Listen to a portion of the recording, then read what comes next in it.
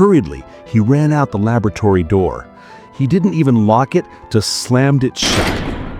All the students in the corridor were startled by the noise and the sudden appearance of Dr. James.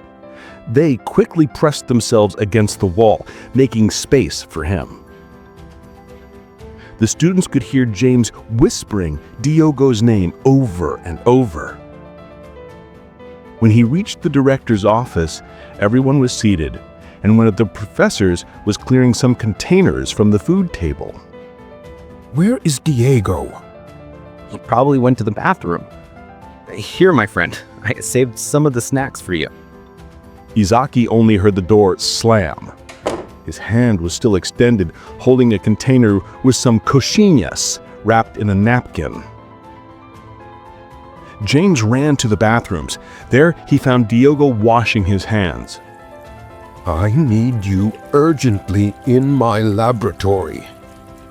Can I finish washing my hands? Wash them later. Come with me. There's something much more important than that little teacher party waiting for you. James dragged Diogo through the corridors in front of some professors who began to laugh discreetly at the scene. A scene that was all too common for James's assistant, as the researcher was often seized by an investigative fervor that required everyone involved to be in his room to continue the work. Doctor, relax. I was already heading to the room to clean everything and restart the studies. You don't need to push me like that in front of everyone. What do you want? Clean the room? No, you are not to touch anything in that room. Come on, you need to help me with something. What? We're not restarting the project? Shut up and come on, you need to see this. James let go of Diogo and continued alone down the corridors. Diogo straightened his clothes and quickly followed his tutor. Upon entering the office, Diogo found the room completely dark. Come on, close this door. Diogo quickly pulled the door shut and immediately noticed one of the LEDs was on. So it worked. That's great, Dr. James. Come here, you need to see the data.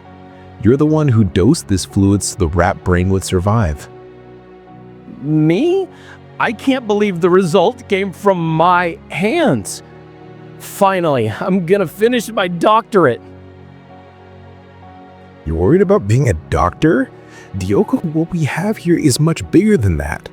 I need you to note and describe all these variations in the LED, because I believe they represent the rat's brain signals. Also, I need the full report on the fluid contained in this jar. Right.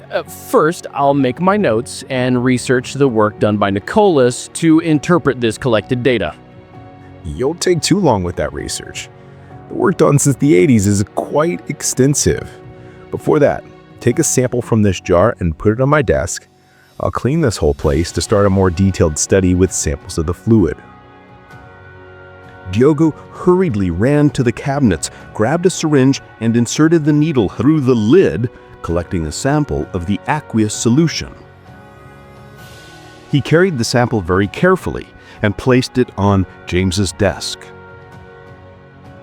After doing as his superior requested, Diogo got his notebook and placed it on the table in front of the jar. He spent the entire day analyzing the blinking LED and researching brain signal analysis. Jane spent the time collecting all the jars, removing the labels, discarding all the material, and storing the electrodes in the cabinets. Before he knew it, night was falling, but he didn't feel tired. He was euphoric about the results and felt the need to continue working through the night. Want to dive deeper into incredible stories? Check out author Diogo Saza's books available on Amazon Kindle. Beyond these philosophical reflections, you'll find action-packed adventures, gripping mysteries, and extraordinary tales. If you enjoyed this philosophical journey and were captivated by these revelations, hit that like button, subscribe to the channel, and share this video with someone who's also searching for answers about life and our place in the universe.